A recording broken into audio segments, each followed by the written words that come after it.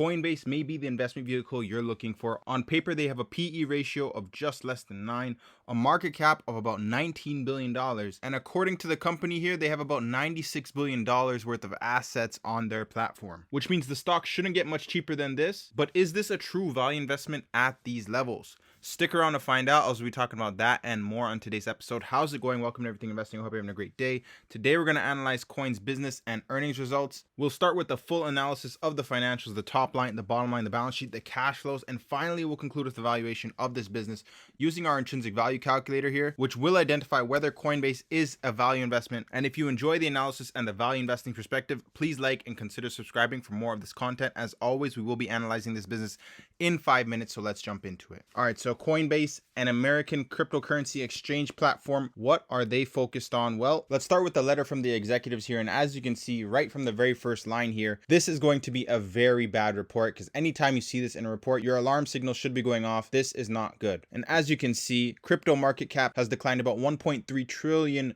or 60% just in this quarter alone, due to macroeconomic conditions, which we already knew about, and shocks to the crypto credit environment. However, they remain very bullish on the future of the company and the technology. And they consider themselves an all-weather company, and they continue to take a long-term view and remain focused on building for the future. Okay.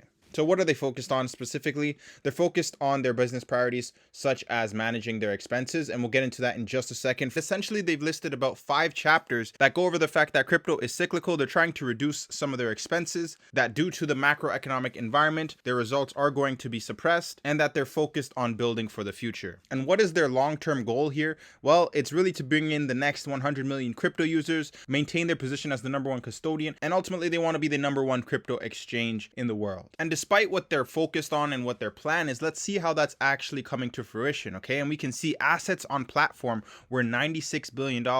That sounds like a lot, but it's actually down 63% from $256 billion just last year. And they said that this was a decline because of lower crypto asset prices and because they saw net outflows, but they did say that majority of the outflows were institutional clients de-risking and selling their crypto for fiat cash. And if we just take a quick peek at the overall financial summary here, we see net revenues have been declining steadily since Q4 of 2021, as you will see with majority of the financials here. We can see they're actually down 64% year over year to 803 million. Their net income figures here as well have been declining since Q4 2021, and this is now down to $1 billion in net loss from $1.6 billion a year ago. So it's not looking good there on top or bottom lines. Additionally, EBITDA has now shifted negatively. And if I scroll down here, the thing I also don't like about this report so far is that we can see here they have stock-based comp, which has actually increased despite their decreases in their financial results. So as a potential investor, when I see things like this rubs me the wrong way, because stock-based comp in my eyes should be a reward for good performance, not poor performance. So now let's jump into the balance sheet here. And what you can see on the screen here is that we have cash and cash equivalents of about $5.6 billion.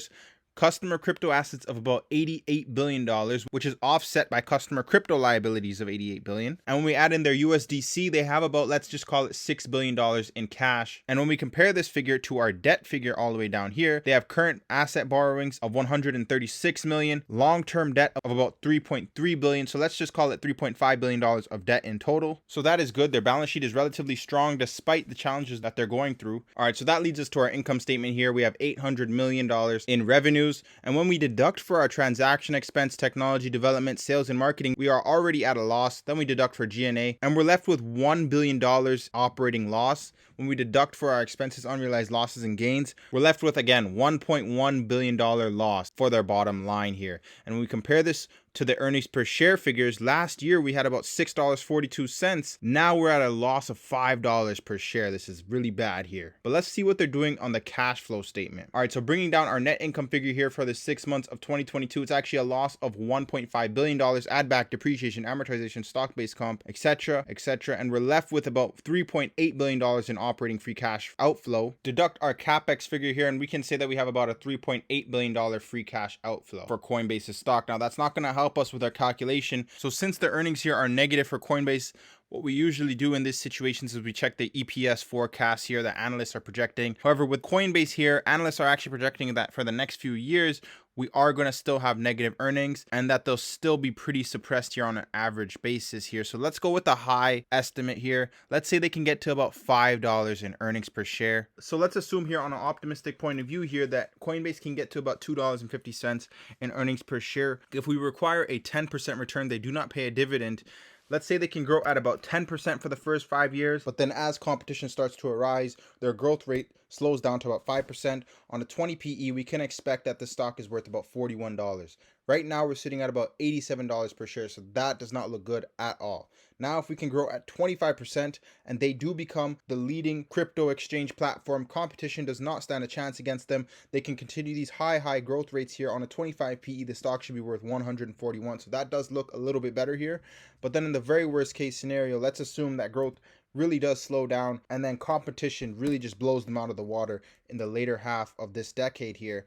The stock would be down to about $16 per share. So that looks really bad here. Now, on the bright side with Coinbase, we're relatively cheap here with an 8 PE, a price to sales of less than 3, and the same thing with the price to book ratio. But the real issue for me right now is that the competition can do the exact same thing as the Coinbase exchange. So unless their Coinbase Prime and other initiatives start to really grow the business, I don't see how this can differentiate itself from its competitors. And this is my biggest concern here with Coinbase, and is likely the reason why it's down 74% from the IPO up at $350. Now, Coinbase makes a majority of the revenues from transactions. So assuming a bull run starts again for crypto assets, they should make a lot of money. And the same thing with their subscription services that they're trying to build up. So as we saw, we could actually see some decent stock appreciation here up into the mid 150s or even higher potentially. The only issue again is that what's stopping the competitors from doing the exact same thing. So that's the risk and reward analysis for Coinbase's stock here. If you enjoyed the analysis and the value investing perspective, please leave a like and hit that subscribe. And with that, I'll catch you on the next one.